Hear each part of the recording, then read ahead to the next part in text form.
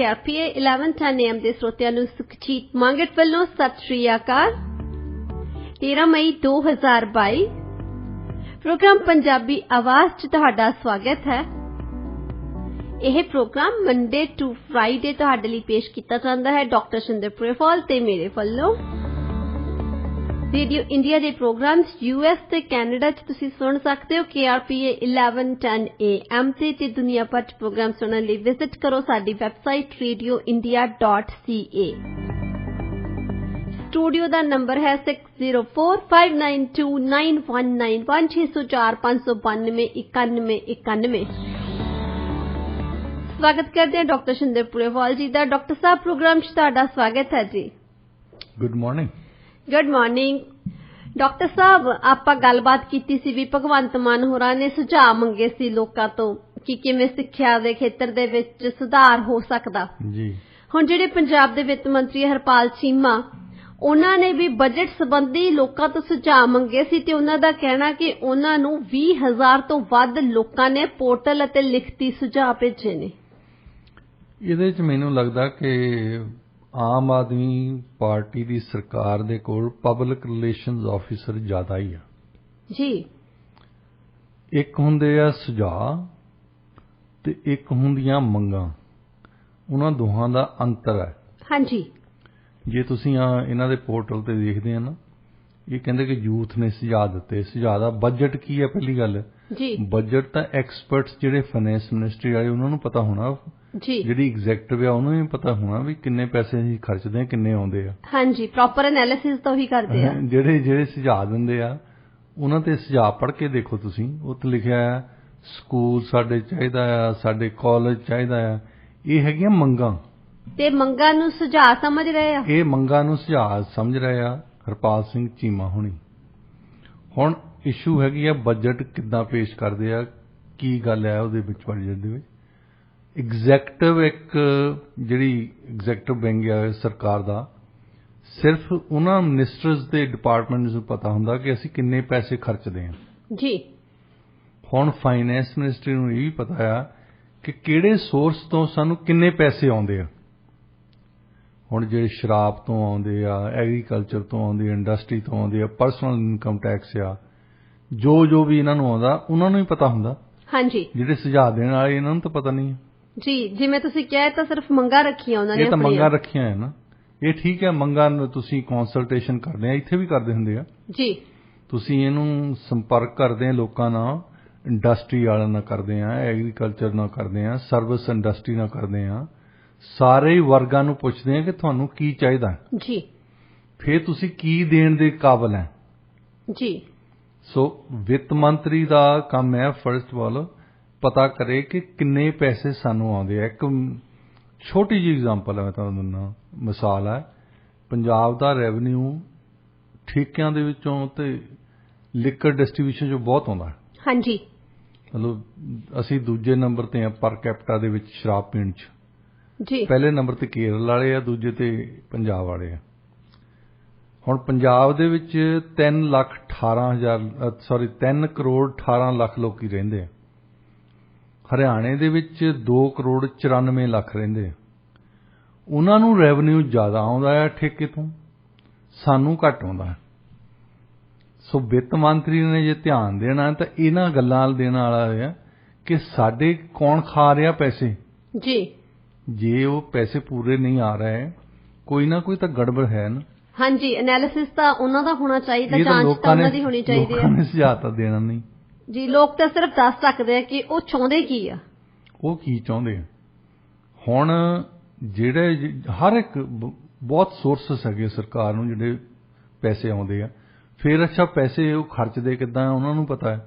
ਹਾਂਜੀ। ਕਿੰਨੇ EMPLOYEES ਆ ਉਹਨਾਂ ਤੋਂ, ਉਹਨਾਂ ਦੀਆਂ ਤਨਖਾਹਾਂ ਦੇਣੀਆਂ ਆ, ਉਹਨਾਂ ਦੀਆਂ ਪੈਨਸ਼ਨਸ ਦੇਣੀਆਂ ਆ। ਫਿਰ ਵੱਖ-ਵੱਖ ਜਿੱਦਾਂ ਸਕੂਲ ਹੈ, ਕਾਲਜ ਹੈ, ਹਸਪਤਾਲ ਹੈ, ਸੜਕਾਂ ਆ, ਇਹ ਚੀਜ਼ਾਂ ਜਿਹੜੀਆਂ ਇਮਾਰਤਾਂ ਆ, ਇਹਨਾਂ ਤੇ ਹਰ ਸਾਲ ਖਰਚ ਆਉਂਦਾ ਹੈ। ਹਾਂਜੀ। ਉਹਨਾਂ ਨੂੰ ਅਪਡੇਟ ਰੱਖਣਾ ਪੈਂਦਾ, ਉਹਨਾਂ ਤੇ ਮੇਨਟੇਨੈਂਸ ਦਾ ਖਰਚ ਆਉਣਾ, ਇਹ ਵੀ ਸਰਕਾਰ ਨੂੰ ਹੀ ਪਤਾ ਹੁੰਦਾ। ਹਾਂਜੀ। ਤੇ ਜਿੰਨਾ ਖਰਚਾ ਕਰਦੇ ਆ ਉਹ, ਫਿਰ ਜਿੰਨਾ ਕਰਜ਼ਾ ਆ ਸਾਡੇ ਸਿਰ। ਹੁਣ ਜਿਹੜਾ ਕਰਜ਼ਾ ਇਹ ਪੱਤਰਕਾਰ ਤਾਂ ਕਹਿੰਦੇ 3 ਲੱਖ ਦਾ 3 3 ਲੱਖ ਹਜ਼ਾਰ ਦਾ ਕਰਜ਼ਾ ਹੈ ਤੇ ਸਾਬਕਾ ਚੀਫ ਮਿਨਿਸਟਰ ਕਹਿੰਦੇ ਸੀ ਨਹੀਂ ਸਾਡੇ ਸਿਰ 5 ਲੱਖ ਕਰੋੜ ਦਾ ਖਰਚਾ ਹੈ। ਉਹਨਾਂ ਦੀ ਗੱਲ ਇੱਕ ਠੀਕ ਸੀ ਕਿਉਂਕਿ ਜਿਹੜੀਆਂ ਪੰਜਾਬ ਦੇ ਵਿੱਚ ਕਾਰਪੋਰੇਸ਼ਨਸ ਆ ਇਹਨਾਂ ਦਾ ਖਰਚਾ ਸਾਰੀਆਂ ਸਰਕਾਰਾਂ ਨੇ ਕੀਤਾ ਹੈ, ਉਹ ਨਕਲ ਹੀ ਕਰਦੇ ਆ। ਇੱਥੇ BC ਦੇ ਵਿੱਚ ਵੀ ਇਦਾਂ ਹੀ ਹੈ। ਇਹ ਸਰਕਾਰ ਦਾ ਬਜਟ ਵੱਖਰਾ ਕੀਤਾ ਹੈ, ਇਹਨਾਂ ਨੇ ਜਿਹੜੀਆਂ ਸਰਕਾਰੀ ਅਦਾਰੇ ਆ ਉਹਨਾਂ ਦਾ ਖਰਚਾ ਅਲੱਗ ਕੀਤਾ ਹੈ। ਹਾਂਜੀ, ਉਹ ਲੁਕਾਉਣ ਦੀ ਗੱਲ ਹੈ, ਇਹਨੂੰ ਕਹਿੰਦੇ ਚੋਰੀ ਕਰਨਾ, ਲੋਕਾਂ ਤੋਂ ਪਤਾ ਨਾ ਲੱਗੇ ਲੋਕਾਂ ਨੂੰ ਵੀ ਇਹ ਸਾਡੀਆਂ ਜਿਹੜੀਆਂ ਸਰਕਾਰੀ ਅਦਾਰੇ ਵੀ ਘਾਟੇ ਜਾ ਰਹੇ। ਹਾਂਜੀ, ਜਿੱਦਾਂ BC ਫੈਰੀ ਕਾਰਪੋਰੇਸ਼ਨ ਹੈ ਘਾਟੇ ਜਾਂਦੀ ਹੁੰਦੀ ਹੈ। ਹਾਂਜੀ, ਤੇ ਉਹ ਲੁਕਾਉਣ ਲਈ ਜੇ ਵੈਸੇ ਹੀ ਟੋਟਲ ਖਰਚੇ ਦੇ ਵਿੱਚ ਹੀ ਪਹਿਲਾਂ ਪਾਉਂਦੇ ਹੁੰਦੇ ਸੀ, ਫਿਰ ਉਹਨਾਂ ਨੂੰ ਜਿਹੜਾ ਘਾਟੇ ਦਾ ਬਜਟ ਜ਼ਿਆਦਾ ਦਿਖਾਲਣਾ ਪੈਣਾ। ਹੁਣ ਇਸ ਹਿਸਾਬ ਦੇ ਨਾਲ ਲੋਕਾਂ ਦੇ ਕੋਲੋਂ ਲੁਕੋ ਲੈਂਦੇ ਇਹ, ਪੰਜਾਬ ਸਰਕਾਰ ਵੀ ਲੁਕਾਉਂਦੀ ਹੈ। ਸੋ 3 ਲੱਖ ਤਾਂ ਉਹਨਾਂ ਦਾ ਉਹ ਆ, 3 ਲੱਖ ਕਰੋੜ 3 ਲੱਖ ਹਜ਼ਾਰ ਜੀ, ਤੇ 2 ਲੱਖ ਹਜ਼ਾਰ ਜਿਹੜਾ ਕਾਰਪੋਰੇਸ਼ਨਾਂ ਦਾ, ਵੱਖ-ਵੱਖ ਕਾਰਪੋਰੇਸ਼ਨ, ਹੁਣ ਇਹਨਾਂ ਦੀਆਂ ਪੇਮੈਂਟਸ ਵੀ ਦੇਣੀਆਂ ਪੈਂਦੀਆਂ। ਹਾਂਜੀ, ਤਾਂ ਉਹ ਕਿੰਨੀਆਂ ਉਹ ਵੀ ਸਰਕਾਰ ਨੂੰ ਹੀ ਪਤਾ ਹੈ। ਜੀ, ਫਿਰ ਦੇਖਣਾ ਪੈਣਾ ਇਹਨਾਂ ਨੂੰ ਕਿ ਜਿਹੜਾ ਜੇ ਰੈਵਨਿਊ ਸਾਨੂੰ ਘੱਟ ਆਉਂਦਾ ਕਿਸੇ ਦੇ ਵਿੱਚੋਂ, ਕਿਉਂ ਘੱਟ ਆਉਂਦਾ ਹੈ, ਕਿਹੜੇ ਹੋਰ ਸੋਰਸਸ ਹੈ ਜਿਨ੍ਹਾਂ ਤੋਂ ਰੈਵਨਿਊ ਸਾਨੂੰ ਆ ਸਕਦਾ ਹੈ।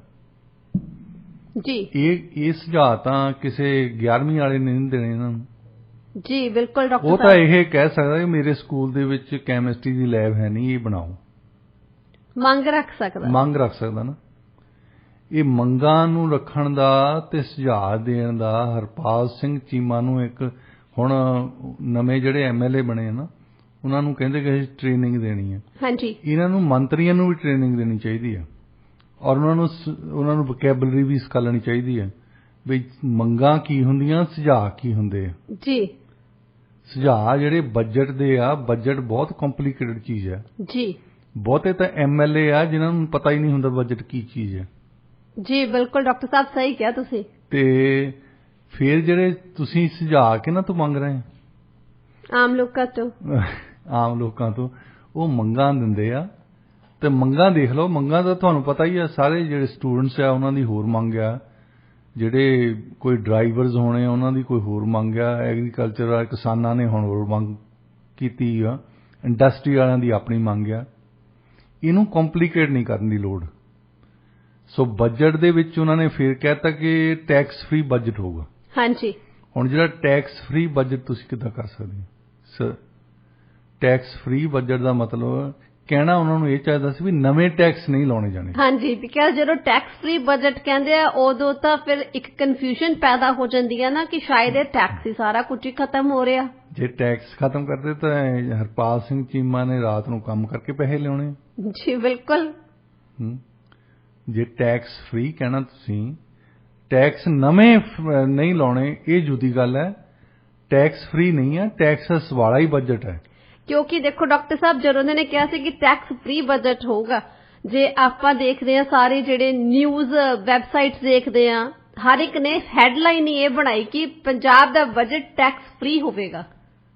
ਉਹ ਦੇਖੋ ਉੱਥੇ ਜਿਹੜੇ ਅਖਬਾਰਾਂ ਵਾਲੇ ਆ, ਮੀਡੀਆ ਵਾਲੇ ਆ, ਉਹ ਤਾਂ ਇਸ਼ਤਿਹਾਰ ਲੈਂਦੇ ਨੇ।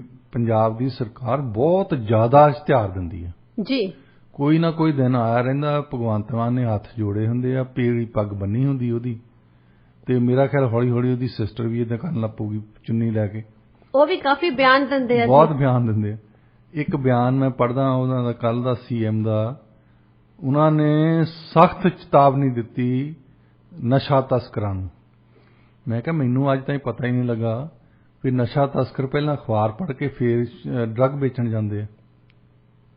ਪਹਿਲਾਂ ਉਹਨਾਂ ਨੇ ਭਗਵੰਤ ਮਾਨ ਦਾ ਬਿਆਨ ਪੜ੍ਹਨਾ, ਫਿਰ ਜਾਣਾ ਬਈ ਸਾਨੂੰ ਤਾਂ ਸਖਤ ਚੇਤਾਵਨੀ ਦੇਤੀ, ਅੱਜ ਜਾਣਾ ਨਹੀਂ। ਹਾਂਜੀ, ਮਤਲਬ ਸੋਚ ਕੇ ਗੱਲ ਕਰਨੀ ਚਾਹੀਦੀ ਕਦੇ। ਹਾਂਜੀ ਬਿਲਕੁਲ ਡਾਕਟਰ ਸਾਹਿਬ। ਤੇ ਬਾਕੀ ਜਿਹੜੇ ਗੱਲਾਂ ਕਰੀ ਜਾਂਦੇ ਕਿ ਦੇਖੋ ਜੀ ਅਜੇ ਟਾਈਮ ਹੈ ਨਹੀਂ, ਅਜੇ ਟਾਈਮ ਹੈ ਨਹੀਂ, ਘਰ ਦੇ ਭਾਗ ਡਿਊਟੀ ਤੋਂ ਪਤਾ ਲੱਗ ਜਾਂਦਾ ਹੁੰਦਾ। ਜੀ ਬਿਲਕੁਲ। ਹੁਣ 2 ਮਹੀਨੇ ਹੋ ਚੱਲੇ ਆ, ਸਿਰਫ ਤੇ ਸਿਰਫ ਇਦਾਂ ਦੇ ਬਿਆਨ ਹੀ ਆਉਂਦੇ। ਉਹ ਬਿਆਨ ਇਹ ਪੱਤਰਕਾਰ ਤਾਂ ਲਾਉਂਦੇ ਆ ਮੀਡੀਆ ਵਾਲੇ ਕਿਉਂਕਿ ਇਹਨਾਂ ਨੇ ਤਾਂ ਪੰਜਾਬ ਸਰਕਾਰ ਤੋਂ ਐਡਾਂ ਲੈਣੀਆਂ। ਐਲਾਨ ਤਾਂ ਇਹਨਾਂ ਨੇ ਬਹੁਤ ਜ਼ਿਆਦਾ ਕੀਤੇ ਆ ਕਿ ਬਦਲਾਅ ਲੈ ਕੇ ਆਉਣਾ, ਬਦਲਾਅ ਲੈ ਕੇ ਆਉਣਾ। ਅੱਛਾ, ਇੱਕ ਬਿਆਨ ਹੁਣੇ ਮੈਂ ਪੜ੍ਹਦਾ ਸੀ, ਵਿਧਾਨ ਸਭਾ ਦੇ ਸਪੀਕਰ ਜਿਹੜੇ ਆ ਉਹ ਸ਼ਬਦ ਪਤਾ ਨਹੀਂ ਮੈਨੂੰ ਕਿੱਥੋਂ ਲੈ ਕੇ ਆਏ ਆ, ਨਤਮਸਤਕ ਹੋਏ। ਹਰਿਮੰਦਰ ਸਾਹਿਬ ਦੇ ਵਿੱਚ, ਮਤਲਬ ਜਿਹਨੂੰ ਅਸੀਂ ਕਹਿੰਦੇ ਮੱਥਾ ਟੇਕਣ ਗਏ। ਅੱਛਾ ਜੀ, ਠੀਕ ਆ। ਮੱਥਾ ਟੇਕ ਕੇ ਆਏ। ਇਹ ਕੋਈ ਬੰਦਾ ਸਿੱਖ ਸ਼ਰਧਾਲੂ ਆ, ਤੁਸੀਂ ਗੁਰਦੁਆਰੇ ਗਏ ਆ, ਉੱਥੇ ਮੱਥਾ ਟੇਕਿਆ, ਇਹ ਕੀ ਖਬਰ ਹੈ? ਮੈਨੂੰ ਦੱਸੋ, ਇਹਦੀ ਖਬਰ ਦੀ ਮਹੱਤਤਾ ਦੱਸੋ ਮੈਨੂੰ। ਜੀ ਡਾਕਟਰ ਸਾਹਿਬ, ਬਿਲਕੁਲ ਮੱਥਾ ਟੇਕਣ ਜੋ ਗਏ ਆ ਤਾਂ ਪਰਸਨਲੀ ਉਹਦੇ ਦੇ ਆਪਣੇ ਪਰਸਨਲ ਰੀਜ਼ਨ ਆ, ਧਾਰਮਿਕ ਕਾਰਨ ਹੈਗੇ ਆ। ਠੀਕ ਹੈ ਵੀ ਤੁਸੀਂ ਸੋਚਦੇ ਆ ਵੀ 58 ਸਾਲਾਂ ਦਾ ਹੋ ਗਿਆ ਤੇ ਹੁਣ ਮੈਨੂੰ ਸਵਰਗ ਦੀ ਟਿਕਟ ਚਾਹੀਦੀ ਹੈ ਤੇ ਸਵਰਗ ਦੀ ਟਿਕਟ ਲੈਣ ਲਈ ਮੱਥਾ ਟੇਕਣ ਜਾਣਾ। ਉਹਦਾ ਅਜੀਤ ਅਖਬਾਰ ਦੇ ਵਿੱਚ ਕੀ ਆਉਣਾ ਜਾਂ ਜਗਬਾਣੀ ਦੇ ਵਿੱਚ ਆਉਣਾ, ਇਹਦਾ ਕੀ ਸੰਬੰਧ ਆ ਪੰਜਾਬ ਦੀ ਸਿਆਸਤ ਦੇ ਨਾਲ? ਹਰਪਾਲ ਸਿੰਘ ਚੀਮਾ ਫਲਾਣੇ ਥਾਂ ਜਾ ਕੇ ਕਹਿੰਦੇ ਆ ਅਸੀਂ ਜੀ ਉਹ ਭਰ ਦੇਣਾ ਜਿਹੜਾ ਖਜ਼ਾਨਾ ਸਾਡਾ। ਹਾਂਜੀ। ਤੇ ਹੁਣੇ ਹੀ ਬਿੱਟਾ ਸਾਹਿਬ ਨੇ ਕਿਹਾ ਕਿ ਜਿਹੜੇ ਵਿਧਾਨ ਸਭਾ ਦੇ ਸਪੀਕਰ ਆ ਉਹ ਕਹਿੰਦੇ ਸਾਡੇ ਤੋਂ ਪੈਸੇ ਹੀ ਹੈ ਨਹੀਂ। ਹਾਂਜੀ। ਮਤਲਬ ਇਹ ਦੋ ਹੀ ਬੰਦੇ ਆਪਸ ਵਿੱਚ ਹੀ ਨਹੀਂ ਗੱਲ ਕਰਦੇ ਜੀ, ਇੱਕੋ ਹੀ ਸਰਕਾਰ ਦੇ ਆ। ਇੱਕ ਦੋਨਾਂ ਦੇ ਬਿਆਨ ਦੇਖੋ ਅਲੱਗ-ਅਲੱਗ। ਉਹ ਕਹਿੰਦੇ ਕਿ ਸਾਡੇ ਤੋਂ ਪੈਸੇ ਹੈ ਨਹੀਂ, ਅਸੀਂ ਦੇਣੇ ਨਹੀਂ। ਉਹ ਕਹਿੰਦੇ ਅਸੀਂ ਭਰ ਹੀ ਦੇਣੇ ਆ। ਗੱਲ ਹੀ ਕੋਈ ਨਹੀਂ, ਉਹ ਤਾਂ ਕਹਿੰਦੇ ਕੋਈ ਗੱਲ ਨਹੀਂ ਵੀ ਘੜਿਆ ਭਰਿਆ ਭਾਂਡਾ ਉੱਪਰ ਦੀ ਡੁੱਲੂਗਾ ਜੀ। ਸੋ ਇਹਨਾਂ ਨੂੰ ਪਹਿਲਾਂ ਆਪਣਾ ਹਾਊਸ ਆਰਡਰ ਦੇ ਵਿੱਚ ਲਿਆਉਣ ਦੀ ਲੋੜ ਹੈ। ਸੁਝਾਅ ਲੋਕਾਂ ਦੇ ਇਹ ਆ ਵੀ ਤੁਸੀਂ ਸਮਝ ਸੋਚ ਕੇ ਗੱਲ ਕਰੋ, ਸਮਝ ਸੋਚ ਕੇ ਬਜਟ ਬਣਾਓ, ਕਿਹੜੀਆਂ ਘਾਟਾਂ ਆ ਬਜਟ ਦੇ ਵਿੱਚ ਉਹ ਪੂਰੀਆਂ ਕਰੋ। ਸਭ ਤੋਂ ਵੱਡੀ ਗੱਲ ਇਸ ਵੇਲੇ ਜਿਹੜੀ ਆ ਉਹ ਇਹਨਾਂ ਦੇ ਸਿਰ ਬਹੁਤ ਵੱਡਾ ਕਰਜ਼ਾ ਹੈ। ਜੀ ਬਿਲਕੁਲ। ਤੇ ਸ਼ਬਦਾਂ ਦੀ ਚੋਣ ਬਹੁਤ ਧਿਆਨ ਦੇ ਨਾਲ ਕਰਨੀ ਚਾਹੀਦੀ ਆ। ਸ਼ਬਦਾਂ ਦੀ ਚੋਣ ਵੀ ਤਾਂ ਜਿਹੜਾ ਇਹ ਸੱਚੀ ਗੱਲ ਤਾਂ ਕਰ ਨਹੀਂ ਸਕਦੇ ਕਿਉਂਕਿ ਇਹ ਤਾਂ ਮਜਬੂਰੀ ਆ ਹਰ ਇੱਕ ਸਰਕਾਰ ਦੀ, ਸੱਚ ਨਹੀਂ ਬੋਲ ਸਕਦੇ ਕਦੇ ਵੀ। ਜੀ। ਪਬਲਿਕ ਰਿਲੇਸ਼ਨ ਵਾਲਿਆਂ ਨੂੰ ਮੋਹਰੇ ਲਾਇਆ, ਥੋੜੀਆਂ ਜਿਹੀਆਂ ਜੌਬਸ ਉਹਨਾਂ ਦੀਆਂ ਘਟਾਉਣ। ਜੀ ਬਿਲਕੁਲ। ਡਾਕਟਰ ਸਾਹਿਬ, ਰੁਖ ਕਰਦੇ ਹਾਂ ਜੀ ਖਬਰਾਂ ਵੱਲ। UN ਕਮੇਟੀ ਨੇ ਕੈਨੇਡਾ ਦੀ ਆਲੋਚਨਾ ਕੀਤੀ ਹੈ ਇੰਡੀਜਨਸ ਪਾਈਪਲਾਈਨ ਦਾ ਵਿਰੋਧ ਕਰਨ ਦੇ ਲਈ। ਜਿਸ ਤਰ੍ਹਾਂ ਕੈਨੇਡਾ ਨੇ ਪ੍ਰੋਟੈਸਟਰ ਦੇ ਨਾਲ ਸਲੂਕ ਕੀਤਾ ਜਾਂ ਜਿਸ ਤਰ੍ਹਾਂ ਕੈਨੇਡਾ ਨੇ ਨਜਿੱਠਿਆ, ਉਹਨਾਂ ਨੇ ਕਿਹਾ ਕਿ ਬਿਲਕੁਲ ਵੀ ਸਹੀ ਨਹੀਂ ਸੀ। ਰੇਸਿਜ਼ਮ ਦਾ ਮੁਕਾਬਲਾ ਕਰਨ ਦੇ ਲਈ ਇਹ ਕਮੇਟੀ ਜਿਹੜੀ ਬਣੀ ਹੋਈ ਹੈ United nations human rights committee, ਇਹਨਾਂ ਨੇ ਕਿਹਾ ਕਿ BC ਦੇ ਵਿੱਚ ਜਿਹੜੀਆਂ 2 ਪਾਈਪਲਾਈਨਸ ਆ ਉਹਨਾਂ ਦੀ ਕੰਸਟਰਕਸ਼ਨ ਦਾ ਕੰਮ ਉਦੋਂ ਤੱਕ ਰੋਕਿਆ ਜਾਊਗਾ ਜਦੋਂ ਤੱਕ ਜਿਹੜੀ ਇੰਡੀਜਨਸ ਕਮਿਊਨਿਟੀਜ਼ ਆ ਉਹ ਆਪਣਾ ਕੰਸੈਂਟ ਨਹੀਂ ਦਿੰਦੀਆਂ। ਪੂਰੀ ਖਬਰ ਕੀ ਹੈ? ਦੇਖੋ, ਇੱਕ ਗੱਲ ਤਾਂ ਇਹ ਹੈ, ਜਿੰਨਾ ਚਿਰ ਕੈਨੇਡਾ ਵਾਲੇ ਦੂਸਰੇ ਮੁਲਕਾਂ ਨੂੰ ਤਾਂ ਲੈਕਚਰ ਦਿੰਦੇ ਆ ਹਾਂਜੀ ਹਿਊਮਨ ਰਾਈਟਸ ਤੇ, ਇੱਥੇ ਇਹ ਦੇਖ ਲਓ ਬੱਚੇ ਮਾਰਦੇ ਰਹੇ ਆ ਉਹਨਾਂ ਦੇ ਜੀ ਰੈਜ਼ੀਡੈਂਸ਼ੀਅਲ ਸਕੂਲ ਦੇ ਵਿੱਚ। ਹੁਣ ਤੱਕ ਵੀ ਜੇ ਕੁਝ ਹੋਇਆ ਆ ਪਿੱਛੇ ਜੇ ਉਹਨਾਂ ਨੇ ਕਲੇਮ ਕੀਤਾ ਸੀ ਕਿਸੇ ਨੈਸ਼ਨਲ ਪਾਰਕ ਨੂੰ ਤਾਂ BC ਸਰਕਾਰ ਉਹਨਾਂ ਨੂੰ ਕੋਰਟ 'ਚ ਲੈ ਗਈ। ਹਾਂਜੀ। ਤੇ ਅੱਜ ਤਾਈਂ ਰੋ ਪੈਣਗੇ, ਆ ਕੇ ਮਾਫੀ ਮੰਗ ਲੈਣਗੇ ਤਾਂ ਪਰਨਾਲਾ ਉੱਥੇ ਦਾ ਉੱਥੇ ਹੀ। ਜੀ।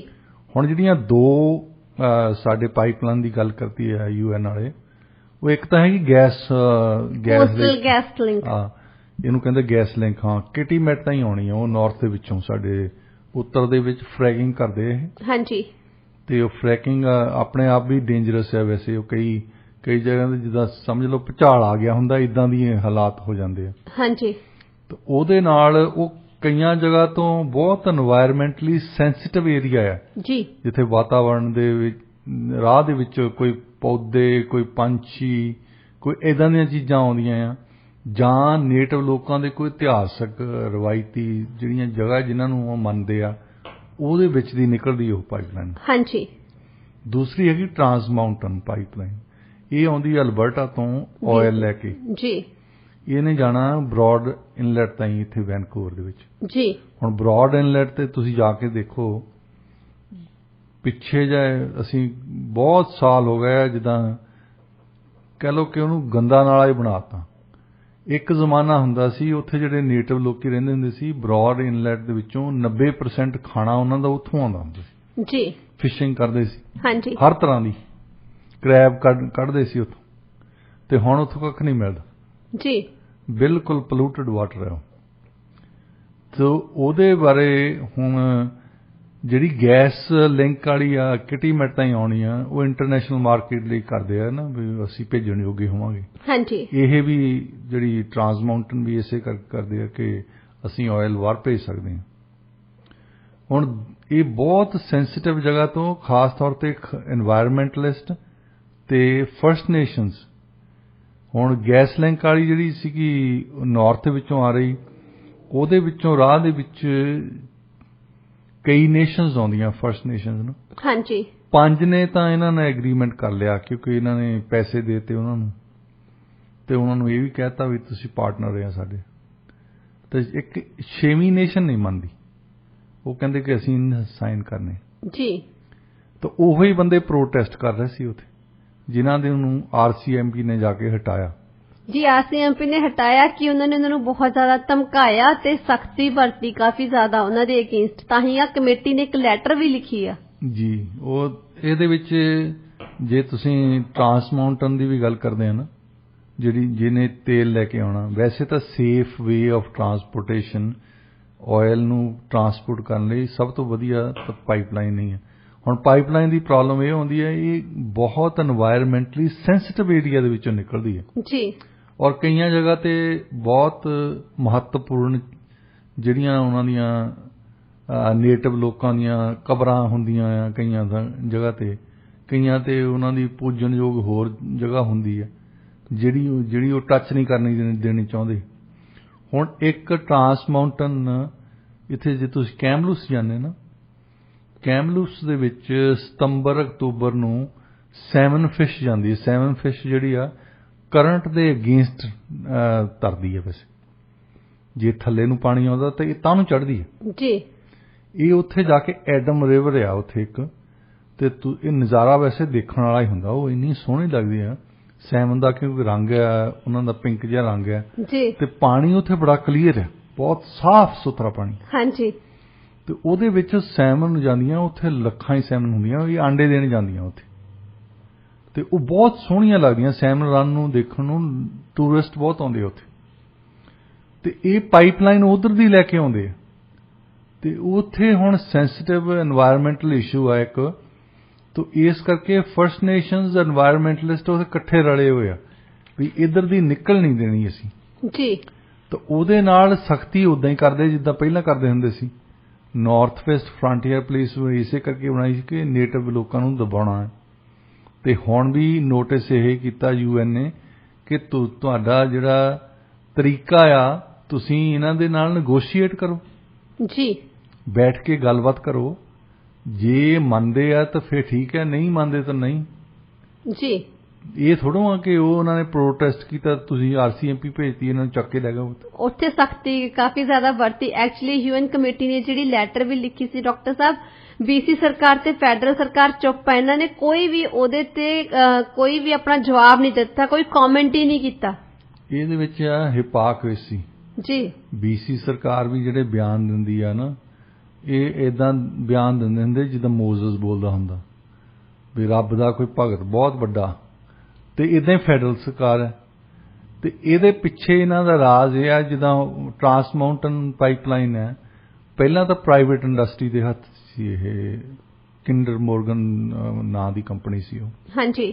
ਤੇ ਉਹਨਾਂ ਨੇ ਤਾਂ ਹਟ ਜਾਣਾ ਸੀ ਕਿਉਂਕਿ ਇੰਨੀ ਆਪੋਜੀਸ਼ਨ ਉਹ ਨਹੀਂ ਚੱਲ ਸਕਦੀ ਸੀ ਜੀ।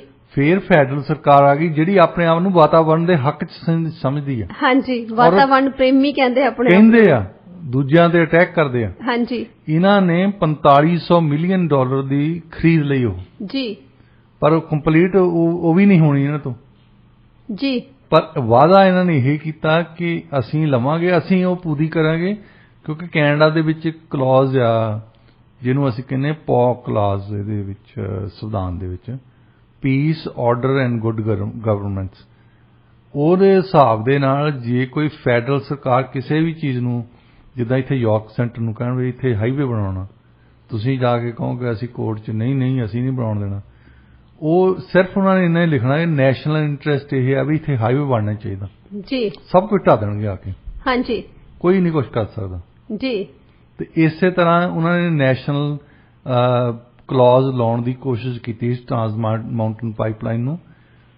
ਫਿਰ ਪ੍ਰੋਟੈਸਟ ਜ਼ਿਆਦਾ ਵੱਧ ਗਏ ਤੇ ਹੁਣ ਵੈਸੇ ਨੈਗੋਸ਼ੀਏਟ ਕਰਦੇ ਆ, ਨੈਗੋਸ਼ੀਏਟ ਇਹਨਾਂ ਦਾ ਚੱਲੀ ਜਾਣੀਆਂ ਕੋਈ, ਕਿਉਂਕਿ ਨਾ ਇਹ ਵੱਜ ਕਰਦੇ ਆ ਪਿੱਛੇ ਹਟਦੇ ਆ, ਨਾ ਉਹ ਵੱਜ ਕਰਦੇ ਆ। ਹਾਂਜੀ। ਤੇ ਇੱਥੇ ਗੱਲ ਖੜੀ ਆ, UN ਨੇ ਨੋਟਿਸ ਕੀਤਾ ਇਹਦਾ। ਜੀ ਬਿਲਕੁਲ, ਤੇ ਉਸ ਨੋਟਿਸ ਦਾ ਇਹਨਾਂ ਨੇ ਜਵਾਬ ਨਹੀਂ ਦਿੱਤਾ, ਪਰ ਇੰਡੀਜਨਸ ਲੀਡਰਸ ਨੇ ਕਮੇਟੀ ਦੀ ਜਿਹੜੀ ਲੈਟਰ ਆ ਉਹਦਾ ਜਵਾਬ ਦਿੱਤਾ ਆਨਲਾਈਨ ਨਿਊਜ਼ ਕਾਨਫਰੰਸ ਦੇ ਵਿੱਚ। ਉਹਨਾਂ ਨੇ ਕਿਹਾ ਕਿ ਉਹਨਾਂ ਦੀ ਨੇਸ਼ਨ ਨੇ ਕਦੇ ਕੋਈ ਟ੍ਰੀਟੀ ਨਹੀਂ ਸਾਈਨ ਕੀਤੀ, ਉਹਨਾਂ ਨੇ ਸਰਕਾਰ ਦੇ ਨਾਲ ਕਦੇ ਵੀ ਕੋਈ ਅਜਿਹੀ ਟੈਰੀਟਰੀਜ਼ ਨੂੰ ਲੈ ਕੇ ਕੋਈ ਵੀ ਚੀਜ਼ ਤੇ ਦਸਤਖਤ ਨਹੀਂ ਉਹਨਾਂ ਨੇ ਕੀਤੇ ਹੈਗੇ। ਇਹ ਸੁਪਰੀਮ ਕੋਰਟ ਨੇ ਵੀ ਇਹਨਾਂ ਨੂੰ ਡਾਗਾਮਿਊਸ ਡਿਸੀਜਨ ਸੀ 1997 ਦੇ ਵਿੱਚ, 97 ਦੇ ਵਿੱਚ, ਉਹਨਾਂ ਨੇ ਇਹ ਕਿਹਾ ਸੀ ਕਿ ਜਿਹੜੀ BC ਦੇ ਵਿੱਚ ਖਾਸ ਤੌਰ ਤੇ ਫਰਸਟ ਨੇਸ਼ਨਸ ਨੇ ਕੋਈ ਤੁਹਾਡੇ ਨਾਲ ਸੰਧੀਆਂ ਨਹੀਂ ਕੀਤੀਆਂ। ਹਾਂਜੀ। ਹੁਣ ਇੰਟਰਨੈਸ਼ਨਲ ਲਾਅ ਇਹੀ ਕਹਿੰਦਾ ਹੈ ਕਿ ਜੇ ਤੁਸੀਂ ਸੰਧੀ ਨਹੀਂ ਕੀਤੀ, ਇਹ ਟੈਰੀਟਰੀ ਇਹ ਤੇ ਹੱਕ ਪਹਿਲਾਂ ਤੁਹਾਡਾ ਬਣਦਾ, ਤੁਸੀਂ ਇੱਥੇ ਹਜ਼ਾਰਾਂ ਸਾਲਾਂ ਦੇ ਰਹਿੰਦੇ ਸੀ ਜੀ।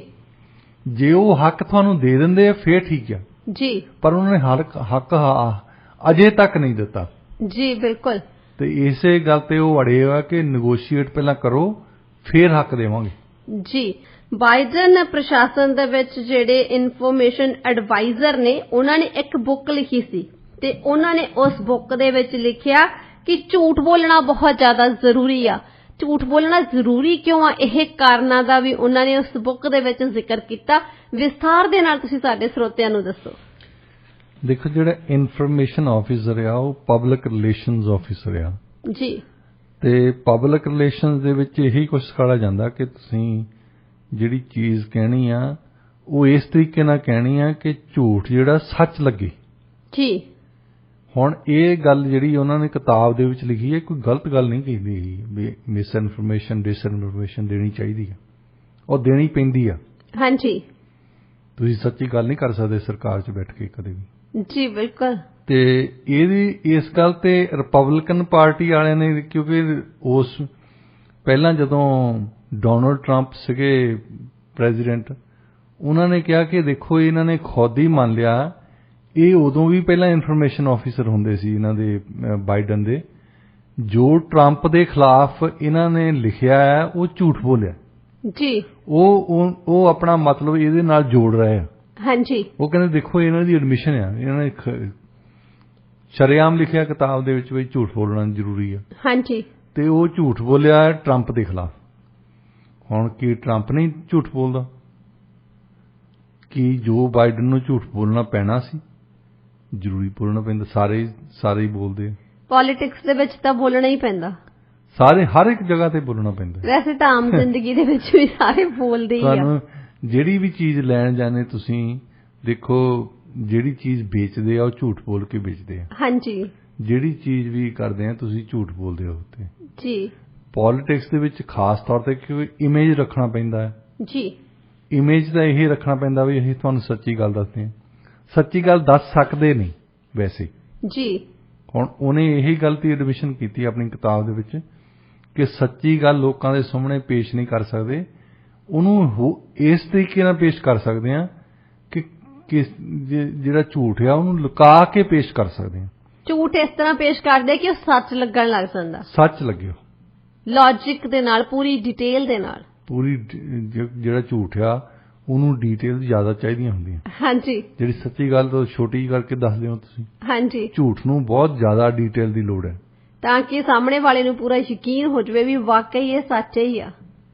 ਤੁਸੀਂ ਨਾਲ ਦੇ ਜਿਹੜੀ ਐਡਮਿਨਿਸਟ੍ਰੇਸ਼ਨ ਦੀ ਚਰਚਲ ਇੱਕ ਗੱਲ ਕਹਿੰਦਾ ਹੁੰਦਾ ਸੀ, ਪ੍ਰਾਈਮ ਮਿਨਿਸਟਰ ਸੀ ਇੰਗਲੈਂਡ ਦਾ, ਉਹ ਕਹਿੰਦਾ ਆਪਣੇ ਜਿੰਨੇ ਕੈਬਨਿਟ ਮਿਨਿਸਟਰ ਸੀ ਉਹਨਾਂ ਨੂੰ ਇੱਕ ਐਡਵਾਈਸ ਦਿੰਦਾ ਹੁੰਦਾ ਸੀ ਕਿ gentleman if we have to lie let's lie together. ਕਹਿੰਦਾ ਝੂਠ ਤਾਂ ਬੋਲਣਾ ਹੀ ਆ, ਇਕੱਠਿਆਂ ਨੇ ਬੋਲਣਾ। ਜਿੱਦਾਂ ਹੁਣ ਝੂਠ ਬੋਲਦੇ ਆ ਉੱਥੇ ਹਰਪਾਲ ਚੀਮਾ ਹੋਰ ਗੱਲ ਕਹਿੰਦਾ ਹੈ, ਵਿਧਾਨ ਸਭਾ ਦਾ ਸਪੀਕਰ ਹੋਰ ਗੱਲ ਕਹਿੰਦਾ। ਹਾਂਜੀ। ਸੋ ਚਰਚਲ ਨੇ ਇੱਕ ਗੱਲ ਸਿਖਾਈ ਆ, ਉਹ ਤੋਂ ਸਿੱਖਣੀ ਚਾਹੀਦੀ ਉਹਨਾਂ ਨੂੰ ਵੀ ਝੂਠ ਬੋਲਣਾ ਇੱਕ ਹੀ ਤਰੀਕੇ ਨਾਲ ਬੋਲਣਾ ਚਾਹੀਦਾ।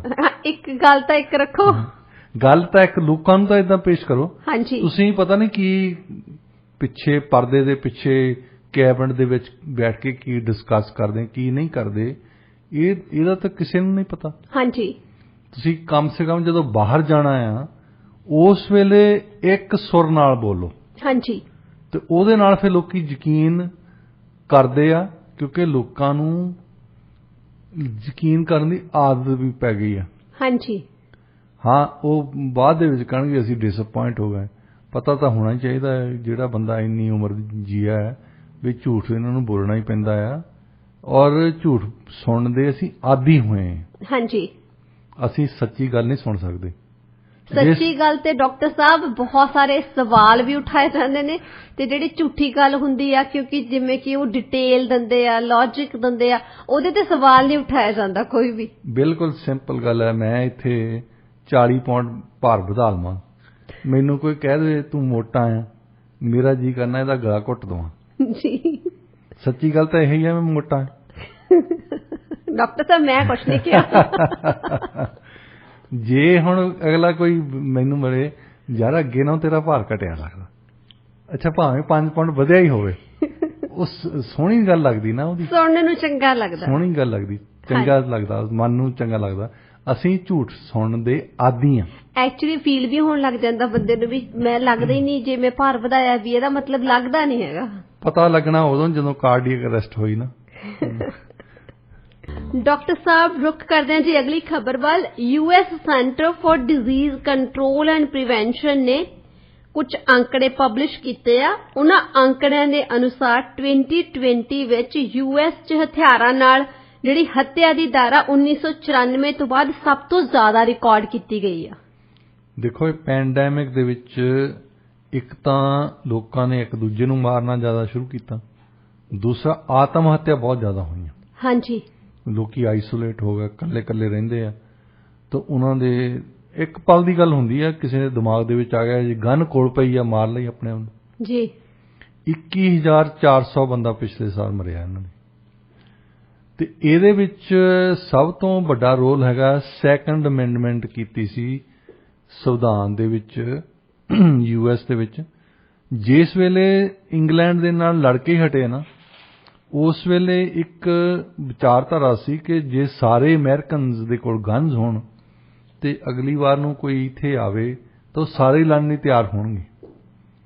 ਸੋ ਇੰਗਲੈਂਡ ਦੇ ਖਿਲਾਫ ਇੰਨੀ ਇਹਨਾਂ ਦੀ ਦੁਸ਼ਮਣੀ ਚੱਲਦੀ ਸੀ ਉਸ ਵੇਲੇ ਕਿ ਹਰ ਇੱਕ ਅਮਰੀਕਨ ਨੂੰ ਰਾਈਟ ਟੂ ਬੇਅਰ ਆਰਮਸ ਸੰਵਿਧਾਨ ਦੇ ਵਿੱਚ ਲਿਖ ਦਿੱਤਾ।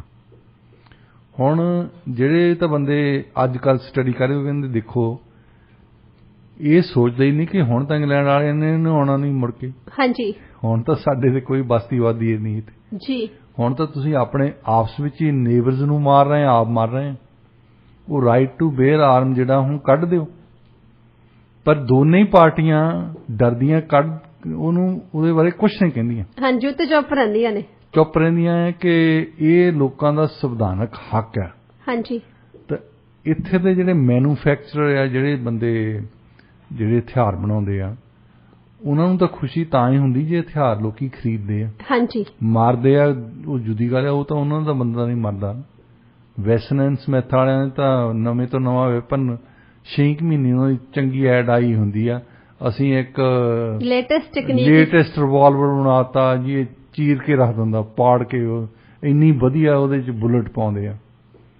ਅੱਛਾ, ਉਹਦੇ ਨਾਲ ਹੁਣ ਜਿਹੜੇ ਹਥਿਆਰ ਤੁਸੀਂ ਖਰੀਦਦੇ ਆ, ਜਾਂ ਆਪਣੇ ਆਪ ਮਰੋਗੇ ਜਾਂ ਕਿਸੇ ਨੂੰ ਮਾਰੋਗੇ। ਹਾਂਜੀ, ਹਥਿਆਰ ਦੇ ਨਾਲ ਹੋਰ ਤਾਂ ਕੁਝ ਕਰ ਨਹੀਂ ਸਕਦੇ ਤੁਸੀਂ ਜੀ।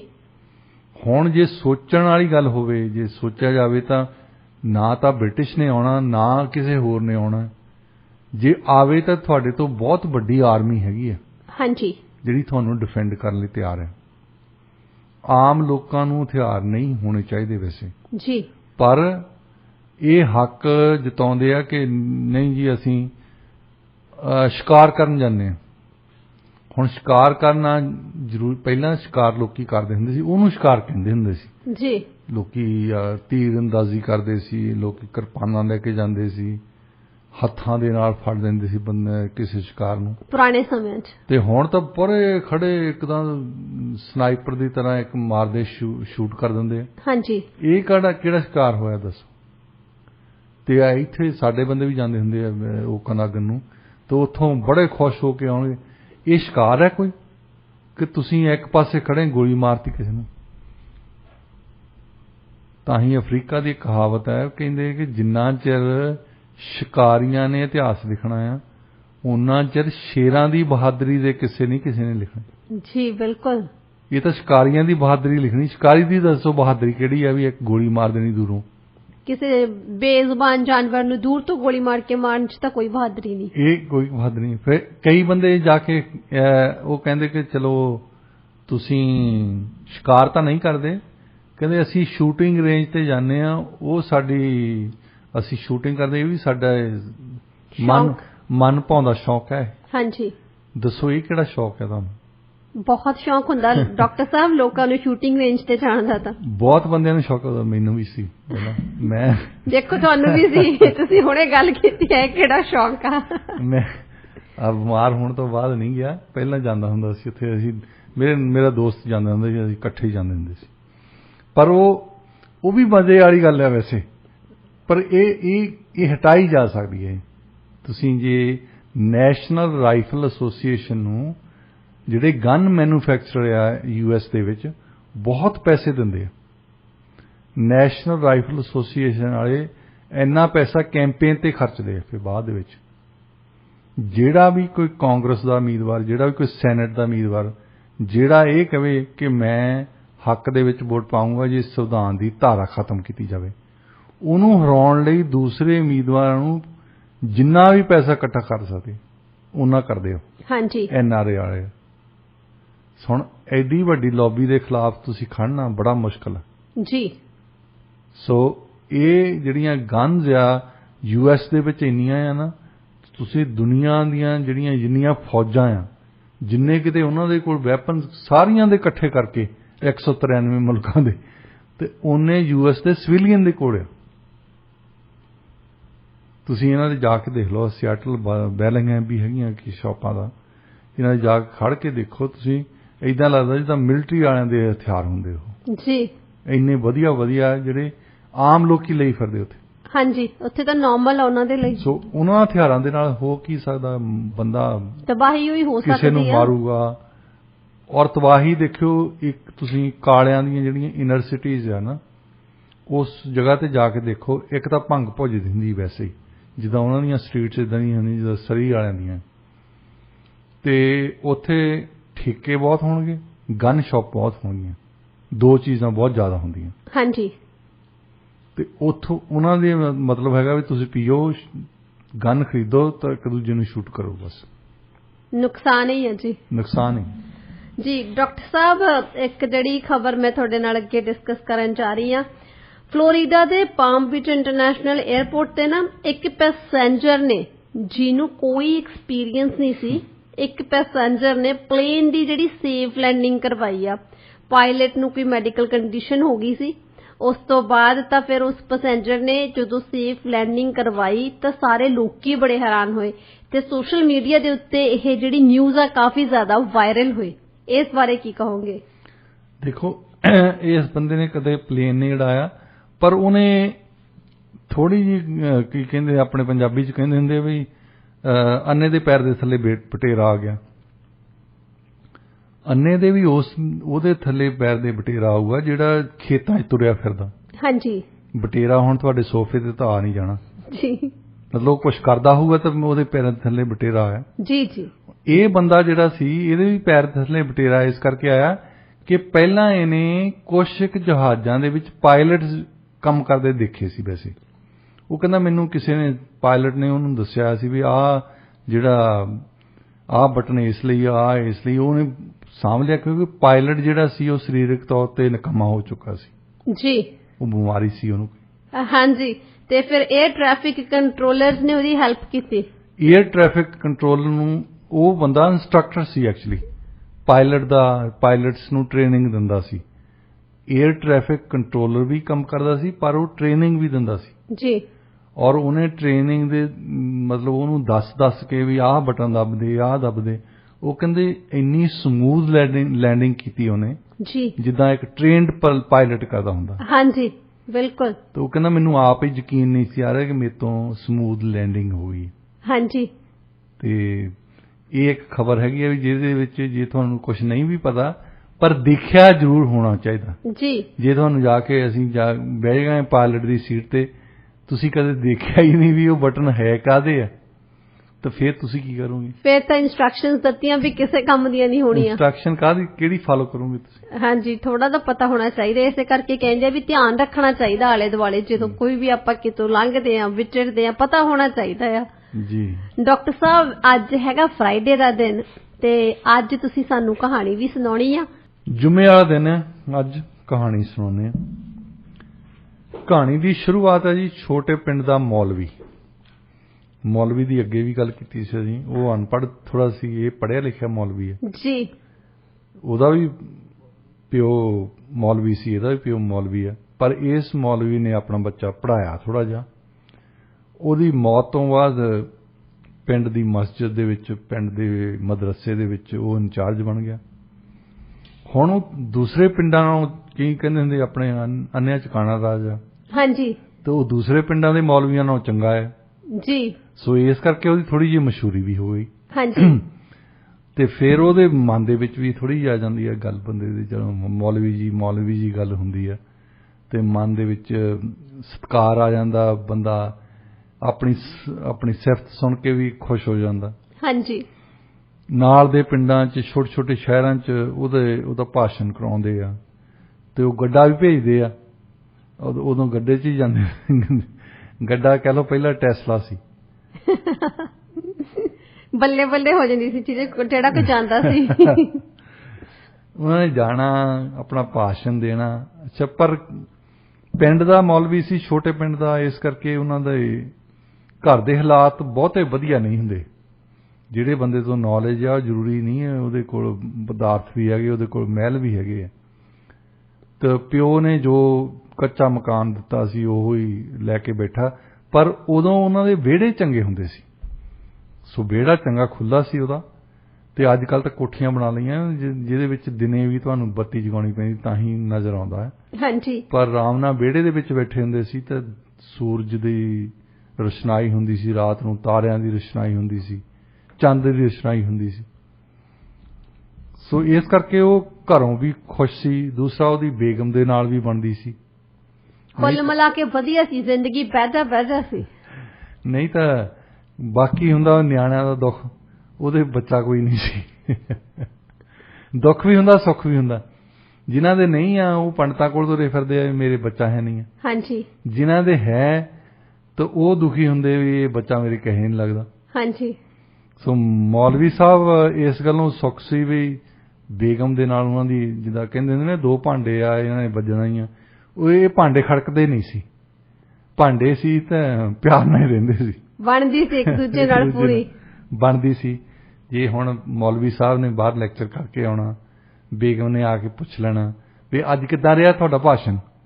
ਇਸ ਗੱਲ ਤੇ ਬੜੇ ਖੁਸ਼ ਹੁੰਦੇ ਆ ਬੰਦੇ। ਹਾਂਜੀ। ਕਿ ਚੱਲ 10-15 ਮਿੰਟ ਮੈਨੂੰ ਇਹ ਦੱਸਣ ਨੂੰ ਮਿਲ ਗਏ ਤੇ ਆਪਣੀਆਂ ਸਿਫਤਾਂ ਕਰਨੀਆਂ ਲੋਕਾਂ ਨੇ ਬੜੀਆਂ। ਘਰ ਦੇ ਵਿੱਚ ਪੁੱਛ ਪ੍ਰਤੀਤ ਵੀ ਹੋ ਗਈ ਨਾ, ਪੁੱਛ ਪ੍ਰਤੀਤ ਹੁੰਦੀ ਹੈ। ਜੇ ਆਉਂਦੇ ਨੂੰ ਕੋਈ ਪੁੱਛੇ ਹੀ ਨਾ।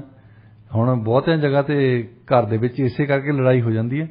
ਬੰਦਾ ਜਾਂ ਔਰਤ ਆਉਂਦੀ ਆ 8-10 ਘੰਟੇ ਕੰਮ ਕਰਕੇ, 2-4 ਘੰਟੇ ਉਹਨਾਂ ਨੂੰ ਲੱਗ ਜਾਂਦੇ ਆ ਟ੍ਰੈਫਿਕ ਦੇ ਵਿੱਚ, ਤਾਂ ਉਹਨਾਂ ਨੇ ਹਲੇ ਦਰਵਾਜ਼ਾ ਖੋਲ੍ਹਣਾ ਹੀ ਹੁੰਦਾ। ਤੈਨੂੰ ਕਿਹਾ ਸੀ ਟਿੰਡੇ ਲੈ ਆਈ। ਹੁਣ ਉਹ ਸਿਰ 'ਚ ਮਾਰਨ ਵਾਲੀ ਗੱਲ ਹੁੰਦੀ ਹੈ। ਜੀ ਬਿਲਕੁਲ। ਤਾਂ ਬੰਦੇ ਨੂੰ ਖਿੱਚ ਤਾਂ ਆਉਂਦੀ ਹੈ। ਹਾਂਜੀ। ਔਰ ਕਈ ਬੰਦੇ ਖਿੱਚ ਸੰਭਾਲ ਲੈਂਦੇ, ਕਈਆਂ ਤੋਂ ਨਹੀਂ ਸੰਭਾਲ ਹੁੰਦੀ ਜੀ, ਉਹ ਲੜਾਈ ਲੜਨ ਪੈਂਦੇ। ਐਕਸ਼ਨ ਤੇ ਰਿਐਕਸ਼ਨ ਹੋ ਜਾਂਦਾ ਡਾਕਟਰ ਸਾਹਿਬ। ਤੇ ਇਧਰ ਮੌਲਵੀ ਸਾਹਿਬ ਦੇ ਕੋਲ ਇਹ ਵੀ ਪ੍ਰੋਬਲਮ ਨਹੀਂ ਹੈ। ਮੌਲਵੀ ਨੂੰ ਘਰ ਦੇ ਵਿੱਚ ਟਿੰਡੇ ਵੀ ਫੜਾ ਜਾਂਦੇ ਆ। ਵੈਸੇ ਵਿਚਾਰਾ ਆਮ ਮੌਲਵੀ ਸੀ, ਆਮ ਸਧਾਰਨ ਬੰਦਾ ਸੀ। ਸਧਾਰਨ ਬੰਦਿਆਂ ਦੇ ਘਰ 'ਚ ਕੀ ਹੁੰਦੇ, ਛੋਲੇ ਬਣੇ ਹੁੰਦੇ ਆ। ਛੋਲੇ ਬਣਾਉਣ ਦਾ ਵੀ ਢੰਗ ਆ। ਬੇਗਮ ਉਹਨਾਂ ਦੀ ਬੜੀ ਵਧੀਆ ਕੁੱਕ ਸੀ।